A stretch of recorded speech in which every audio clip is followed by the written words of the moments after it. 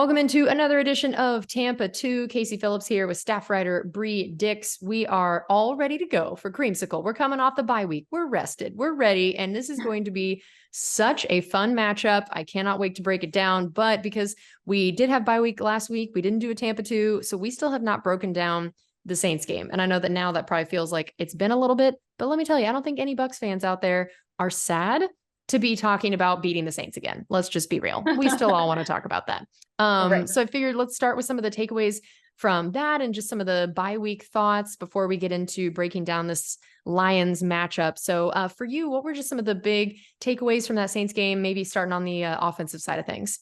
Yeah, well, they definitely played complimentary ball against New Orleans, and I think that was something that we were all excited to see. And offensively, I mean, the Bucs outgained the Saints in net yards 353 to 197. That's insane. They put up 114 yards on the ground, and kind of that combination of the gap, the zone, the duo schemes, which opened up the lanes that stimulated play action. I mean, Devin Tompkins, repeatedly put in motion and kind of the threat of his speed drew the additional coverage, which led to creases for Baker Mayfield to exploit with his legs. I think, with Rachaad White, you saw a little bit less of the hesitation. He was quickly getting north. And then, I mean, he just connected with three different players for touchdowns with K. Dotton, Trey Palmer, and Devin Tompkins.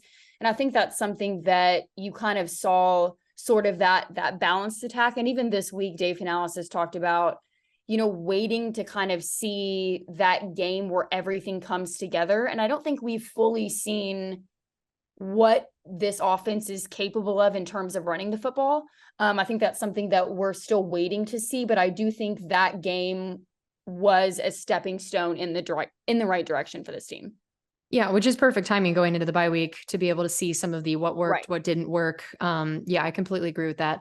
Yeah, I think for me, looking at the offensive side of things for that game, I loved Baker's performance, almost 80% completion. Yes, he had the interception, but then 3 touchdowns.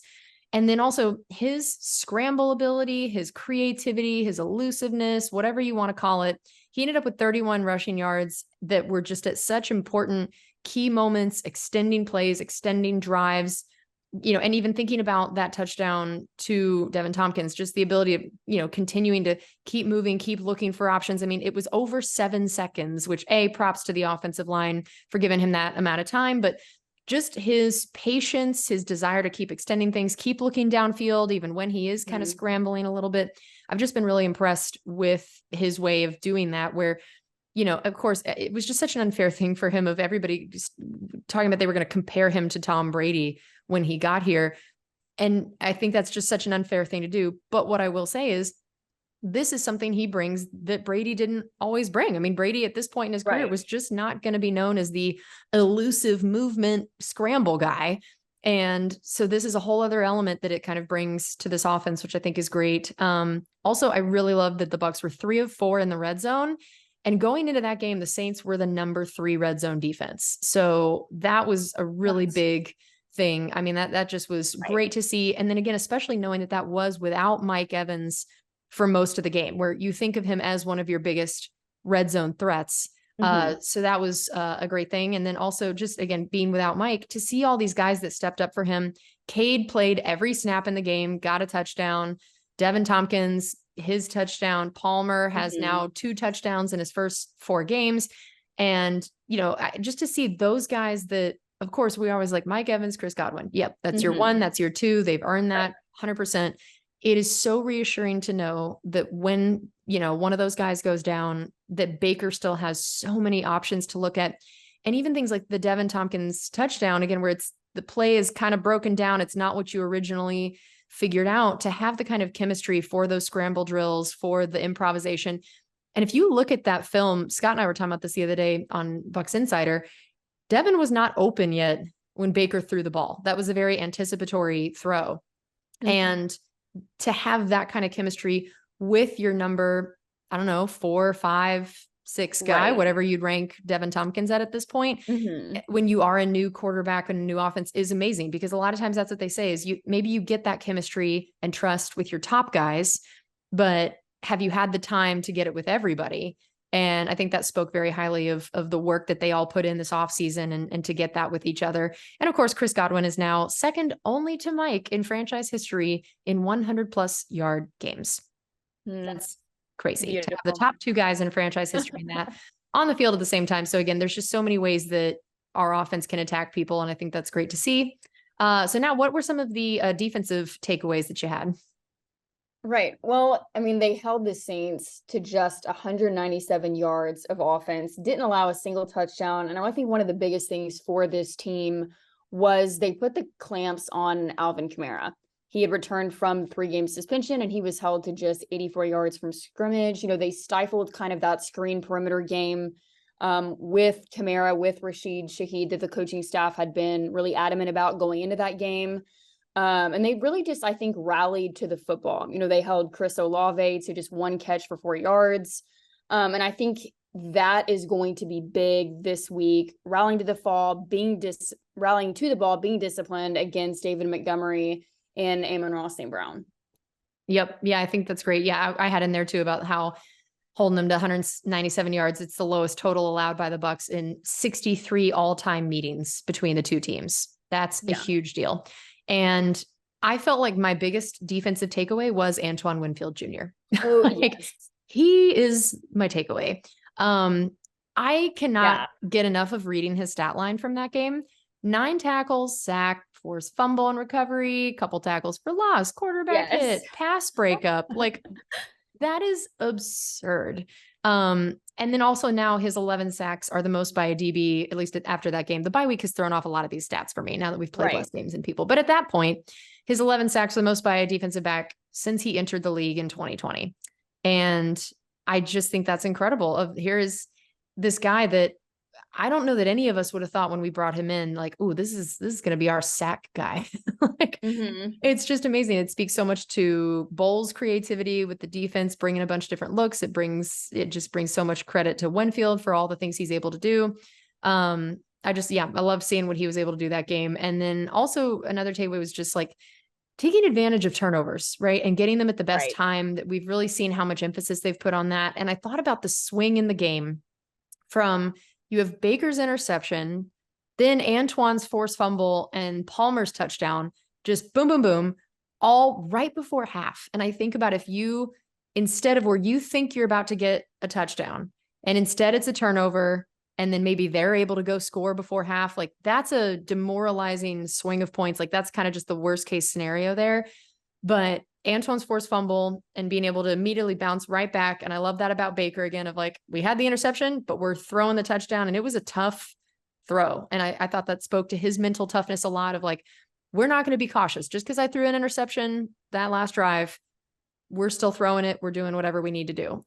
So yeah. And of course, Zion and D Delaney, love how well they're playing as backups. I think that's just, to me, cornerback is one of those positions where you get pretty freaked out if your top guys are hurt. That typically in the league, there's a fairly decent drop off, right? And that can be something that really exploits you. And so now to know that you can feel like you throw Zion in there, you throw D Delaney in there, and D's got a couple interceptions, back-to-back games. Zion's been playing absolutely incredible. I just think that that's got to make Todd Bowles sleep a little bit better at night. Right. So I would love to get some of your thoughts on the bye week, the kind of first quarter of the season. It's always funny. We used to always kind of do those quarterly reports of like, where do we stand here? And then you'd also do kind of a bye week one, and it just kind of fell that they were the same thing this year. So tell us just kind of some of your opening thoughts of where the team stands at the bye week. And I thought maybe we'd do kind of like an MVP so far, most improved so far. So tell me just kind of what stands out to you there. Well, overall for the bye week, I mean, I think this team is in the best position possible at 3-1.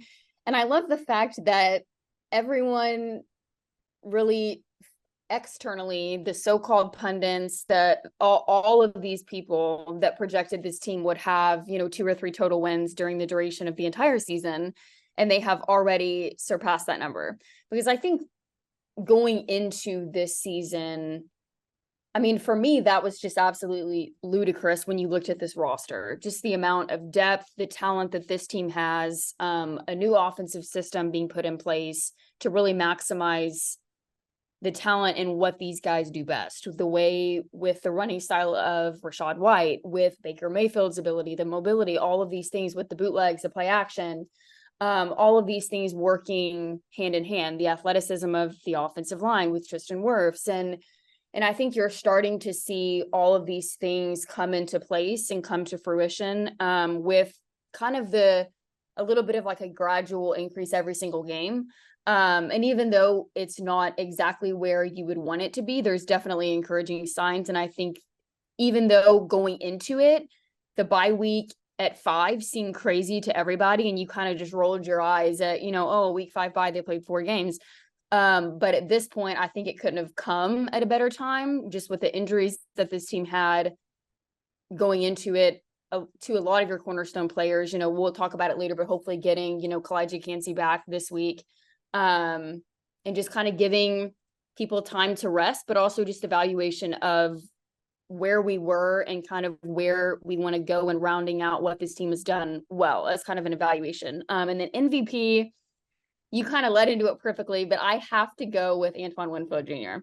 And I think you could definitely make a case for Baker Mayfield and his, third down prowess and all of that. But Antoine is playing out of his mind. He's all over the field, has, the ball hawking twitch, the sideline to sideline range, the physicality in the box, the awareness in the post. And he's just been fun to watch. And as you mentioned, his crazy stat line against the Saints. And he became the first player with that stat line since Bobby Wagner accomplished the feat in 2018. That's elite company. And even more impressive than I think the peanut punch on New Orleans 6-yard line that set up the touchdown was that freak sequence in the third quarter. Shaq Barrett kind of reacted, chased Kamara to the boundary, which forced him to bubble. And then Winfield dropped Kamara for a loss behind the line of scrimmage. 2 plays later, Winfield broke up a potential touchdown to Chris Olave in the end zone. That is insane. He matched him stride for stride. I mean, just his understanding of leverage, the angles to the football against the run and pass. I mean, his recognition of play designs is just second to none. And I can't say enough about the way that he's playing. And I was laughing because I was looking at old scouting reports of Antoine Winfield, and one of them near the bottom, it said he is not going to be a star. And I just died laughing because it was like, well, isn't that hilarious? Yeah, and we're freezing cold takes. Yes. And that didn't age well. No. And now he's one of the best safeties in the entire NFL. Yeah, that's incredible. Yeah, he was definitely one of my people for MVP. I mean, also, I agree with you. My others were Baker, because obviously it's like, your quarterback is most likely going to hopefully be one of your MVPs. Yeah. And I do think he's just done an incredible job. But then my other one is Tristan Wirfs. Just the fact that he got moved over into one of the most important positions. And that's part of why we're considering Baker for MVP, is because Tristan has just done that move so gracefully, so well. And I mean, he was just one of, if not the best right tackles in the league, and then moved over and has not lost a beat, which I think is incredible. So I think those would be my MVPs so far. How about your most improved so far? Ooh, so as again, you perfectly kind of mentioned a little bit of that earlier, but I'm going to go with Devin Tompkins. I am so excited to see the way that he is playing. And I think you're starting to see him really come into his own. And, we've all witnessed the insane acrobatic climb the ladder catches that he's made during the one-on-one drills during training camp or in the joint practices last season and then this year. But to see him make the impactful plays that he did against the Saints in a high-stakes divisional matchup, I think that was really exciting to see. A guy that went undrafted, he's a person you can't help but root for. And I think back to, the touchdown drive against the Saints, before even the score, he converted that critical third down with a nasty release. And I think you're seeing a little bit of him refining his craft as a route runner, but he faked like he was going to go outside, the defensive back bit, and then he worked back inside and turned his body towards Mayfield for the gain. And then just a few plays later, he drew the holding call on Demario Davis that set up the midfield shot to Chris Godwin. And then even like you had mentioned, the actual touchdown play where, Baker faced pressure from the blitz, Tompkins knew he was in trouble, kind of just continued running to that right corner of the end zone, and then Mayfield was able to connect with him. So I think you're starting to see that mutual trust there, their growth, and I just couldn't be happier to see the progress that Devin Tompkins has made. That's great.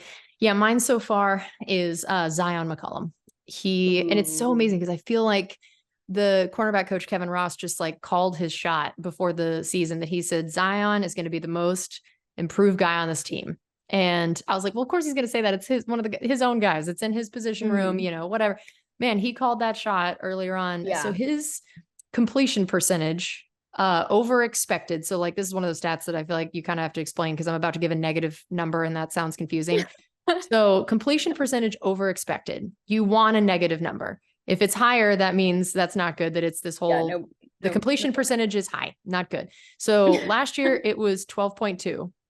This year it is minus 7.9. That's a huge swing. And then one of the other stats that shows it, that's a little easier for explaining via podcast, the passer rating when he is the nearest defender, right? So this is how well the quarterback does when Zion is the nearest defender. Last year, the quarterback rating against Zion was 129.6, and this year it is 66.8. That is a huge swing. That is a leap. Yes. That is massive. So yeah, I think Zion, just in his confidence level, he just seems so confident out there. And I think it's a great sign for the team to have a guy like him, that, if any of your other guys go down, he's ready to go. So yeah, he's my most improved. How about we give an injury update? Yes. So exciting. Kalijah Cansey, first round pick, has been practicing this week. And I think in addition to Cansey, the Bucs hope to get cornerback Jamel Dean back in the lineup, after he was sidelined with the neck and the shoulder injury. And should have Vita Vea, with the pectoral, and then Devin White with the foot closer to full strength this week. And then in addition, I think, the bye week helped give Mike Evans more time to recover after he missed the second half of the week 4 win in New Orleans with that hamstring strain. So again, this bye week came at a great time to kind of give guys some time to really heal up and be ready for this huge game against the Detroit Lions. Yeah. And again, our disclaimer we give every week, we are recording this Friday morning before the Friday injury report. Yes. So we still don't have the who's in, who's out kind of stuff. Right. But yeah, I agree with you. The fact that Mike practiced even in a limited capacity on Thursday, I think is a really great sign, because for one thing, I mean, Mike Evans could go without practice at all and be fine to go to the game. And so if you are even remotely putting him out there, and especially even on Thursday as compared to Friday, I just think that all seems like a really great sign. So, yeah, that's got to be just music to all the Bucs fans' ears at this point. And yeah, Kalijah Cansey, man, I'm excited to see him get back in there. He's only played 11 snaps, but they were some good ones. Yeah. They were some good ones. All right. How about a player to watch, a one-on-one matchup to watch? What's something you're excited about? So for the matchup portion of that, I am going to go with, and really this could be Luke Gedeke or Tristan Wirfs, but both of them can join effort against Mr. Aiden Hutchinson. Man, this is going to be a battle on Sunday. I mean, Aiden Hutchinson is just playing lights out, second overall pick in the 2022 NFL draft. He had 9.5 sacks in his inaugural season. He finished second in Defensive Rookie of the Year voting, and he's kind of that Lions prized possession. He lines up, all over the place. They rush him from the edge, from the interior.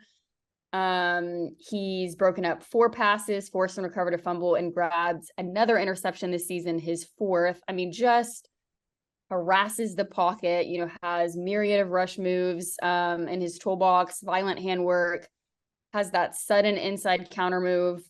But I'm excited to see. I really think Luke Gedeke, again, has really come into his own this year and is really improved as well.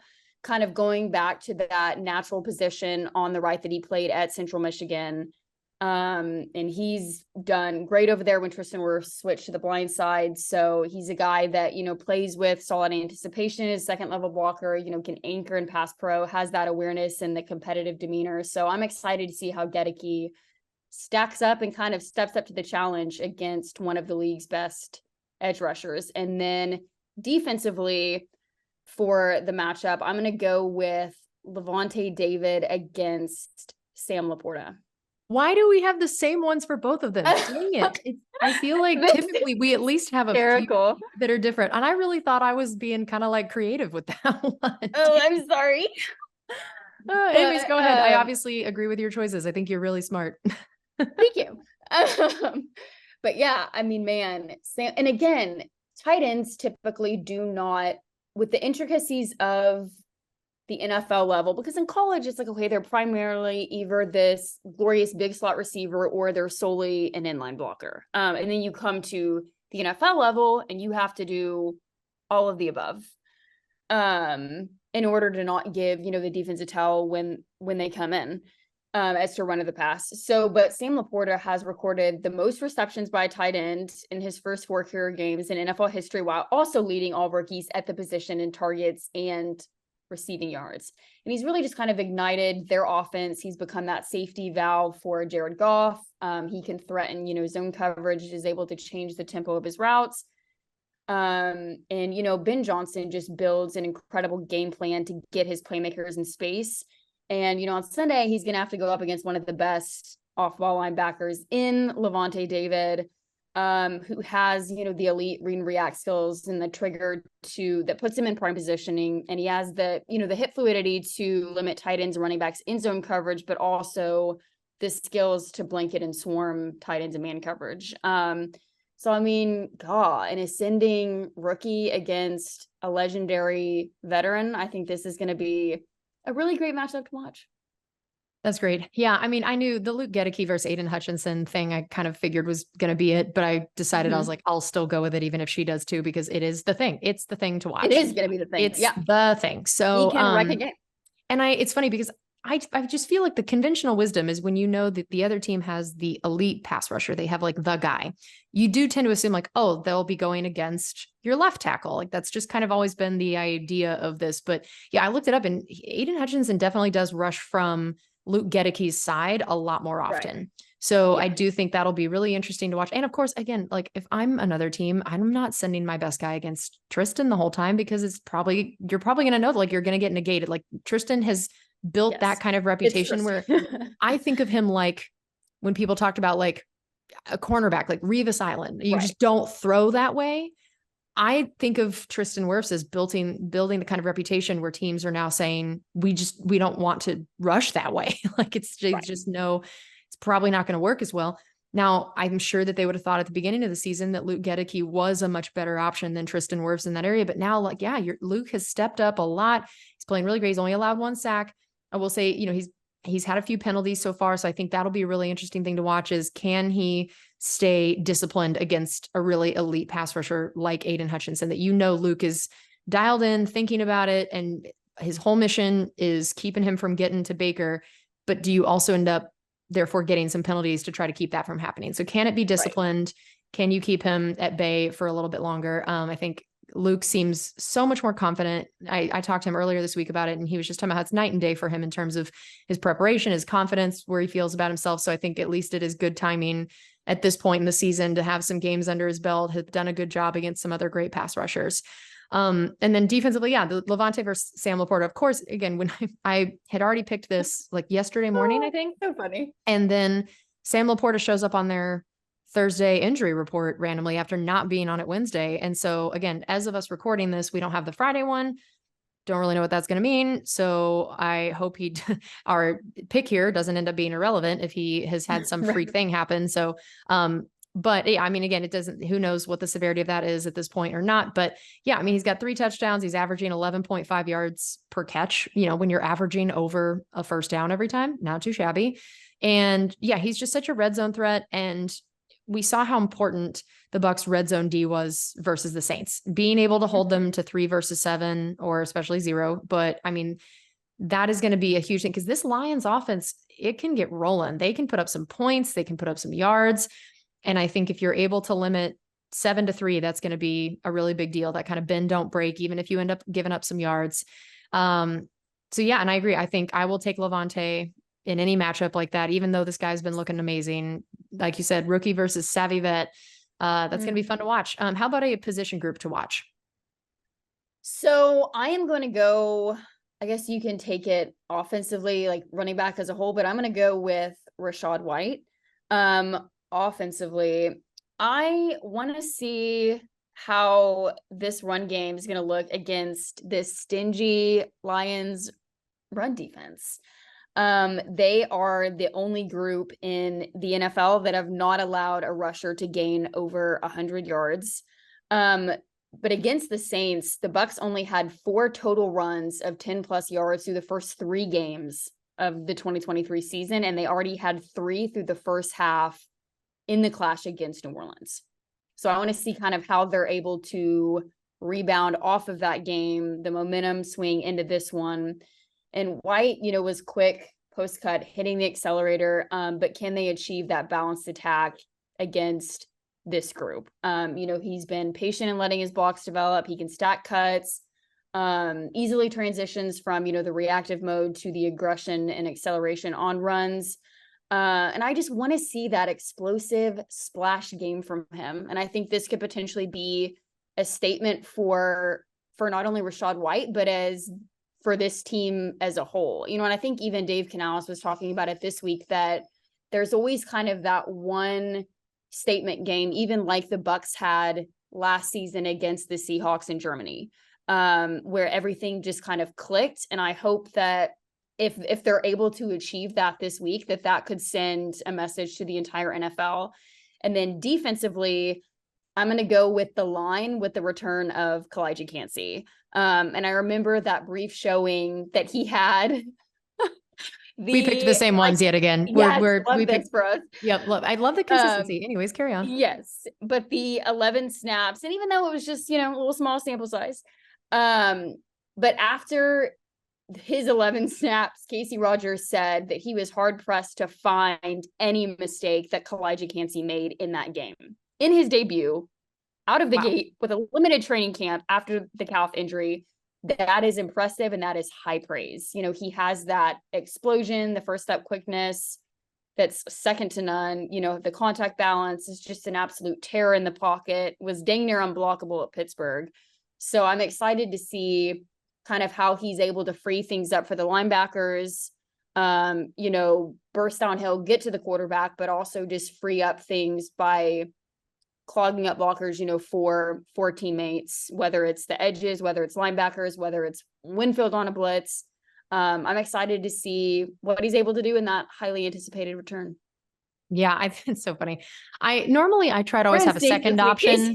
I know. I typically always try to have a second option because you go first. And so if you pick what I had, I just go with my second option.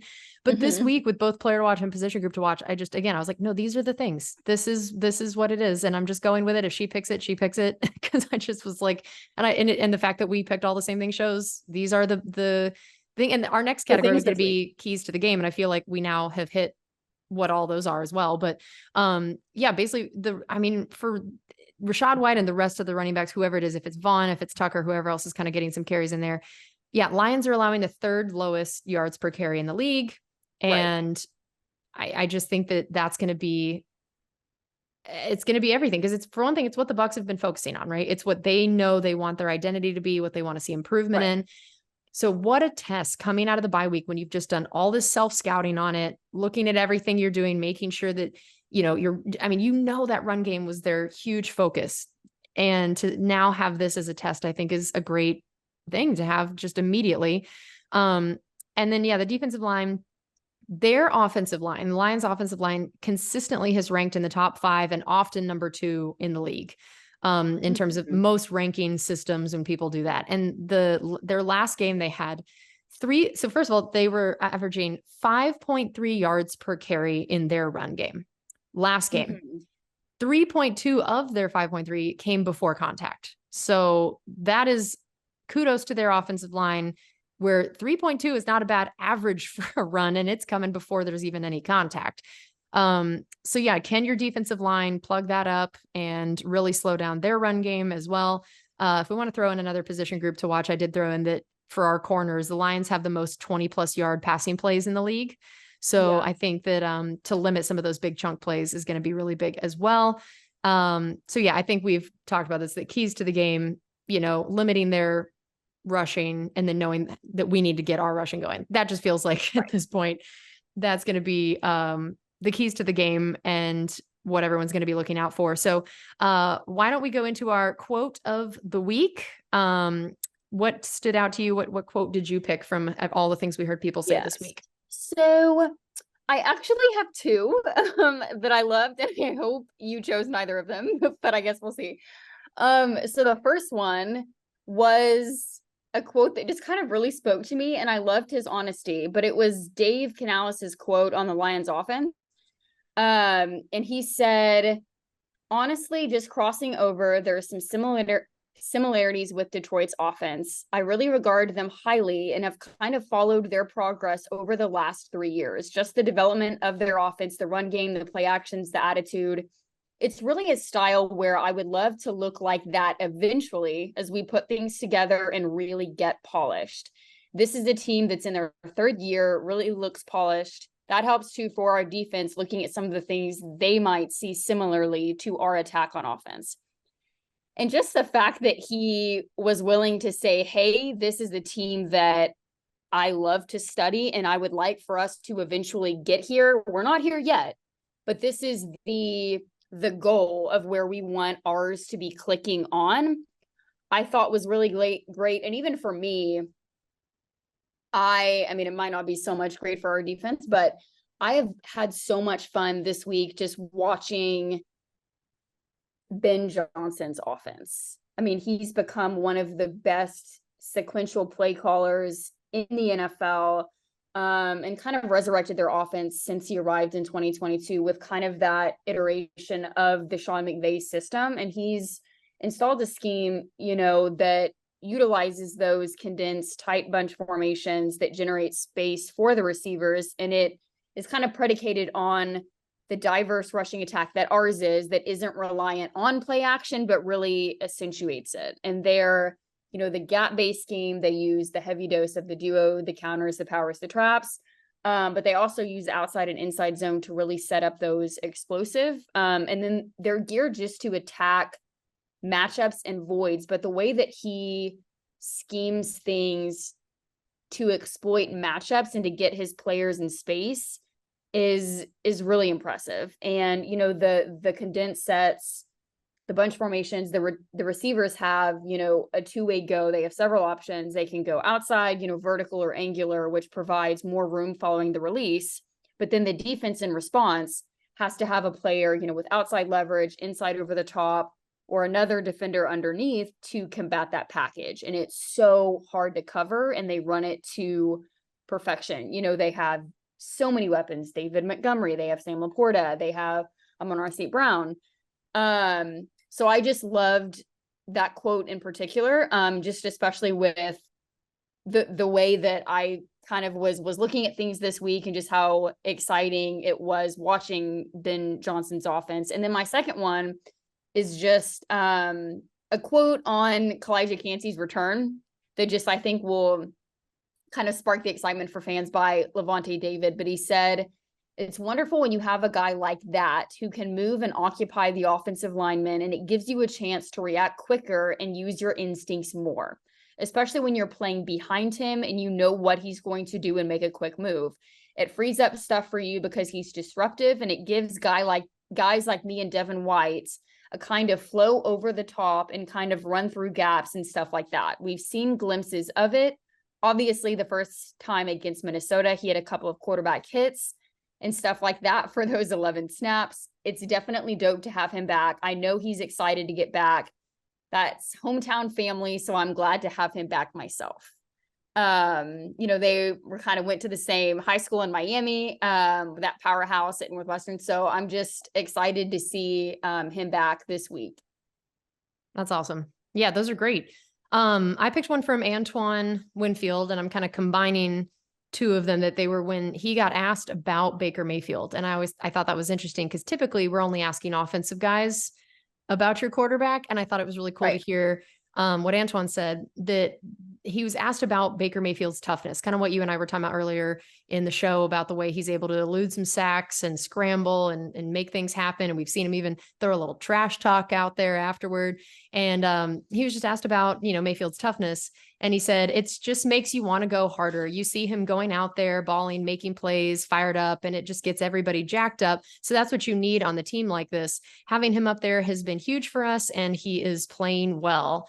And then he was also asked about when he realized Mayfield was a good fit for the team. He said, I'm not going to lie. It was the first game when he stiff armed somebody and then he was talking his trash. I'm like, oh yeah, that's what I'm talking about. That's my type of quarterback right there.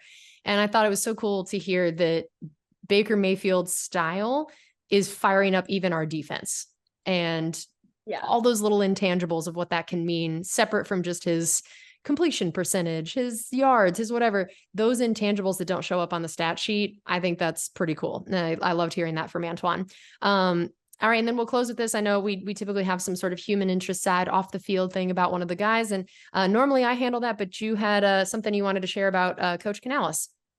Yes. So I have a story going up tomorrow on just a little bit about his origin story, his faithful journey and rise to where he is today, the offensive coordinator of the Buccaneers, and the influence of his grandparents, his parents, and just kind of the installation of his work ethic, all through the lens of just his genuine authenticity. And I think that's one of the things you ask anyone in that building. I talked with Baker Mayfield last week, and I mean, they just rave about how genuine he is, that it's not this facade. It's not a front that he puts up every day.